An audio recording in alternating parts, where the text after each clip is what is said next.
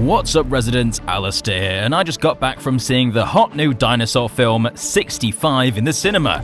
Adam Driver and Ariana Greenblatt are the stars of this action-adventure, and it's definitely a mixed bag. But it throws around some interesting ideas, and in the end it's an enjoyable experience, and whilst it has plenty of issues, it has quite a lot of heart beneath the surface. So today we're going to examine the film and explain what the ending all means, and perhaps by the end of the video, you'll have a newfound appreciation for the film. So, let's get into the 65 ending explained. Don't forget to subscribe so you can see our review of the film, which is coming very soon. From here on out, we'll describe the movie in great detail and examine what it all means. So here's your spoiler warning, last chance. Okay, let's get to it. The film starts out with Adam Driver's character, Mills, comforting his wife as he tells her he's going on an exploration mission and that he'll be back in 2 years. His daughter doesn't take the news lightly, and they leave off on a bad note. It becomes clear from the initial scene that his daughter is sick, and that Mills is taking this job to pay for her treatment. So he leaves for his transport mission and is traveling through space for an undisclosed but lengthy amount of time, before his vessel makes impact with a group of asteroids, and he crash lands onto a strange planet. All of the passengers in the vessel are thought to be dead, and Mills, overwhelmed with the dark, hopeless situation, decides to end his life. He points a gun at his head, but throws the gun aside when an image of his daughter comes to his head, and he's unable to do it. The film immediately sets a dark tone, with Mills appearing to believe his life is already over. As a man without hope, he's given up. But when he decides to send a distress signal, an alert goes off, telling him that there is a single survivor of the crash, a passenger called Kaale. He goes to retrieve her from the wreckage, and upon returning, discovers the footprint of a gigantic creature, a Tyrannosaurus Rex, and it's revealed that the planet they crashed on is in fact Earth 65 million years ago. It turns out that Mills comes from an ancient alien civilization, one far more advanced than current humans, that are potentially even the precursors to mankind as we know it. Kaale wakes up and, out of curiosity, starts watching video logs that Mills received from his daughter, and we see that her sickness did not go away, and in an emotional scene, we see her wearing away, crying in the hospital, wishing her father was there with her. Mills comes in, turns the recording off, and tells Kaale that they need to get to the escape vessel that crashed on top of the mountain. But it turns out Kaale is from an upper colony, and they don't speak the same language, which definitely complicates things, although they finally connect with the word family, and he tells her that her family is on the mountain. We also discover that there is a time limit to their escape, as an asteroid of astronomical proportions is on its way to make contact with Earth, wiping out everything on the planet. So they both begin their perilous 15-kilometer journey across hazardous terrain to escape the doomed planet. They encounter various deadly creatures like smaller velociraptor-like dinosaurs and deadly crawling reptilians. But they also come across a screaming dinosaur that's sinking into a tar pit, and Kaale runs to help it, and Mills helps her pull it out of the tar, saving its life, and it proceeds to limp away. But just as it seems not everything living there is trying to kill them, it's slaughtered by a group of troodontids. They tear it apart as Kaale can only watch in horror. It's pretty clear from this point on that the planet is hell, and one wrong move can lead to their imminent demise. They decide to spend the night in a cave, and to comfort a distressed Kaale, Mills puts on a hologram of his daughter. And for a moment, it's like she has a friend. But Mills merely glances at the recording, ashamed to look his daughter in the face, as he still blames himself for what happened. But from this, we see Mills has started to open up to Kaale, and like a father, is willing to keep her safe no matter what. Although alerts go off, and they're attacked by a gigantic snaggle-toothed dinosaur that reaches in with its massive jaws and tries to pull the two out. But Mills picks up his rifle and shoots it in the face, blinding it in one eye. In a rampage, it pushes further in and backs our leads further into the cave, and they fall into a pit with seemingly no exit. Mills begins to accept that this is the end, but Koa pushes him forwards, now acting as his rock. He tries to admit to her that her family actually died in the crash, but she doesn't understand. But his parental instincts kick in, and he gets an idea to use a small grenade to blow a hole in the wall so they can escape to the outside. The plan works as the explosion exposes a hole that takes them directly out of the cave, but a rock collapses, trapping Mills inside. It's this moment where he realizes how much he cares for Koa and wants to protect her at all costs, and how much he's ready to fight for the things that he loves. In the cave, he's ambushed by an oviraptor, and a pretty intense fight scene takes place as this entire set piece takes place in the dark. He finds his footing and shoots the dinosaur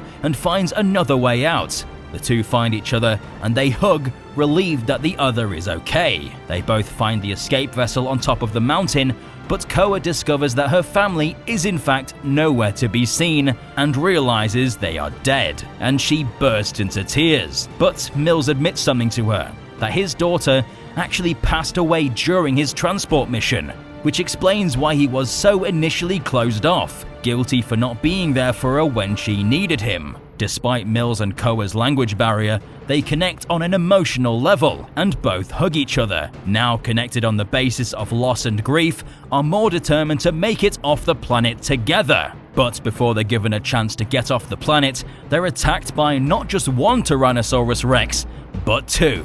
A tense battle takes place as the Rexes try to tear apart the ship in an attempt to devour both of our leads. Small meteors are seen crashing down around them, and time is running out. The Rexes trap Mills in a hunk of the wreckage, and just as they're about to eat him, Koa activates the hologram of Mills' daughter, and he's faced once again with the reality of his loss. And he looks at her right in the eyes for the first time since she passed, and he mustered the strength to fight back, defending the ones that he loves as he loads his rifle and shoots the Rexes in the face, the shots leaving devastating blows. The Rexes collapse, and Mills begins to make his way back to the vessel before he's faced by another predator, even larger than the Rexes. A horrifying quadrupedal abomination that turns out to be the same creature he shot in the eye. It's come back for revenge. Mills tells Koa to launch the ship, and he runs into the forest in an attempt to distract it, giving her a chance to escape. He lures it into a geothermal hotspot in hopes of killing it with a geyser blast. He runs into the area and the water blasts up, merely scraping the creature's face, and the dinosaur creeps closer, about to consume him. But just as all hope looks lost, Koa jumps out and stabs the creature in its other eye, blinding it completely. It struggles in pain and roars into the air, but stays rooted for long enough for another hydrothermal blast to shoot up from the vent, boiling the creature alive. And it collapses to the ground, its skin falling off from the heat. They both return to the escape vessel and launch the ship, and they make it out of the atmosphere just as the meteor crashes into the planet. In a beautiful but disturbing orange blast, we witness the most cataclysmic extinction event ever seen on the face of the planet.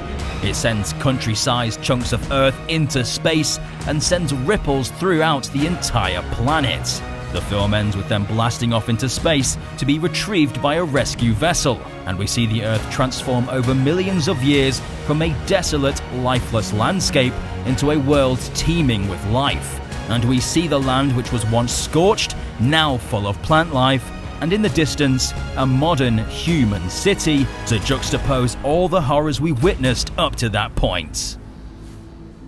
Right, that's the summary of the film, of course abbreviated somewhat. It's a fairly straightforward story, but what can we take away from the narrative and its ending?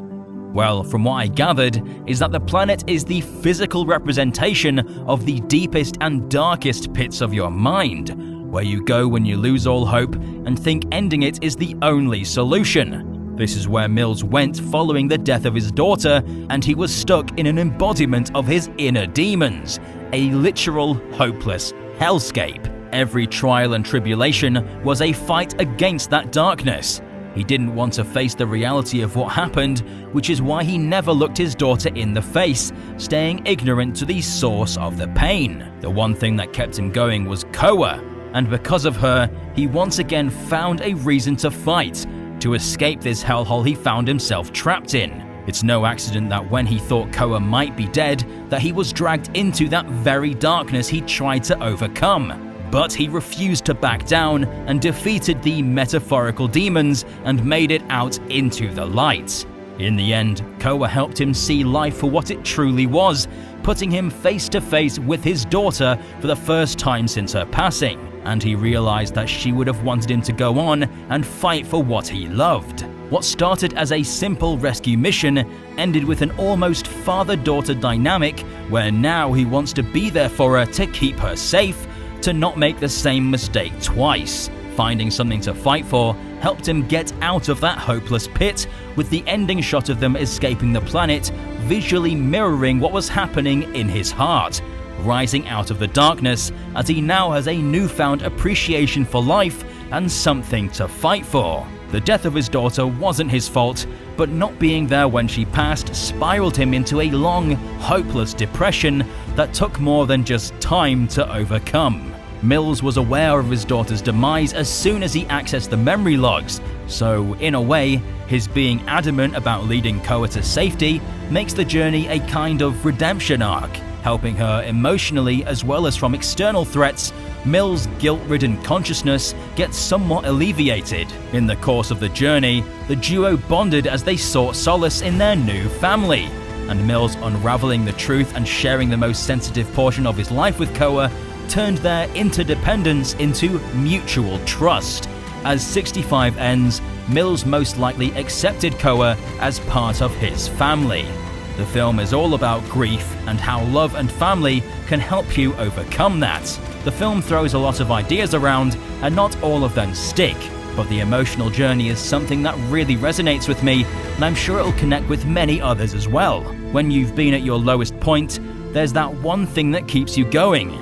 It's a message I really appreciate, and something not everyone might have recognized on initial viewing. But what did you think of 65? Did you enjoy it for the dinosaur survival flick it was, or were you left dissatisfied? Let us know in the comment section down below. I personally had a blast with it, and whilst it's not perfect, I think it makes for a great casual viewing with some nice hidden messages about grief and how to get over it. If you want more 65 videos, then leave a like because it lets us know what you want to see more of. I've been Alistair, and we'll see you residents in the next one.